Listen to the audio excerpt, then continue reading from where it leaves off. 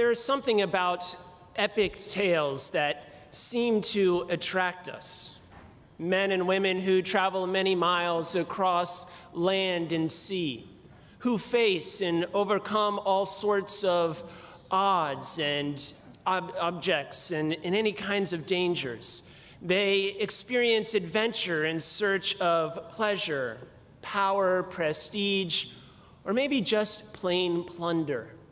Though we may lead ordinary and sedentary lives, we are caught up into the excitement of others by hearing their story, by reading them in books or watching them in movies. Some of the most ancient literature in the West, preserved for millennia, are just about such adventures. We could think, for example, Homer's Iliad and its Odyssey. But in these stories, just as with almost every epic tale, there is a slight shift in focus, a shift from the success or failure of the mission to the change, the transformation that takes place in the main character himself. He is not only going on a journey outwardly, but inwardly. That outward journey just a mere reflection or shadow of the much greater journey that is taking place within. After years, that hero or heroine returns home to a place that, by and large, has gone untouched, a people and place that has remained unchanged for all of those years. But yet they go home transformed. They go home changed. They go home with a new perspective that is the result of all the trials that they have faced, so that they can see old things in a new way. We too have a tale of going in search. Though our tale may be much less epic than the Iliad and the Odyssey, of course, but no less it is a tale that is our own. It is a journey or a search that has taken us down countless number of roads in search of something, journeying through schools and work, through people and places, down twists and turns. Now, whether those journeys were successes or failures, whether they achieve the intentions for which we had set out, they will ultimately come to a fulfillment in a very unexpected way and at an unexpected time. Something will begin to be transformed in us, that we may find the fulfillment in the last place we looked, because it's going to be the place from which we started. Zacchaeus is a man who is on a journey. He is in search of something, or more properly, in search of someone. Yet his journey doesn't take him outward, but upward. He is at the top of his game. He has reached the apex or the top of the ladder. He is the chief tax collector in a very economically lucrative area. By any measure, by any stretch of the imagination, he is a wealthy man.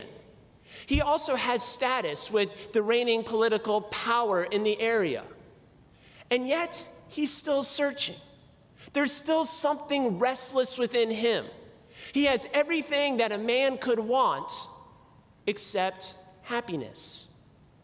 So we can begin to picture this scene that is painted for us in the gospel. Despite the dry and blistering heat, a crowd begins to gather because news has spread that Jesus is on his way. Zacchaeus, if he were smart, he would have chosen a different way home, not only to avoid the delays, but also to avoid the abuse of this crowd of people who he knows hates him. Yet for some reason, he decides to linger. There is something deep within him that is causing him to stay and to see. As he mingles, as he meanders on the periphery of the crowd, he hears their mumbling, people speaking about this Jesus as a miracle worker, as a teacher, as a good moral guide, or as a liberator who has come to set them free from slavery. Ironically, the very crowd that seems to know so much about the man is the very crowd that prevents Zacchaeus from seeing for himself, not only because of his limited stature, but also because their limited knowledge of who Christ really is. And so Zacchaeus seeks to get a perspective of his own, to remove himself from the crowd. And from his place up in the tree, he is now able to see Christ for himself, to see him face to face.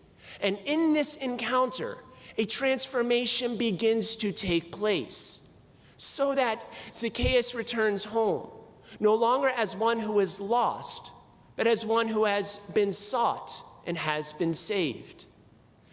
Now, everything the crowd might have said about Jesus was most likely true.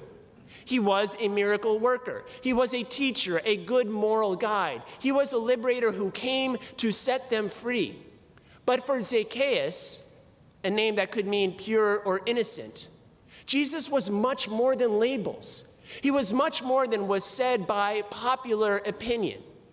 You see, Jesus came not to impose a teaching, not to impose a new moral code, not to impose a new way of life, but to expose something good that is already there, to allow us to see old things, but in new ways. Zacchaeus climbed up the tree to gain a new perspective of somebody else, but along the way, he gained a new perspective of himself. No longer seen through the eyes of the crowd as some dirty or despised enemy or outcast, he begins to see himself through the eyes of Christ. He sees himself as a son of Abraham.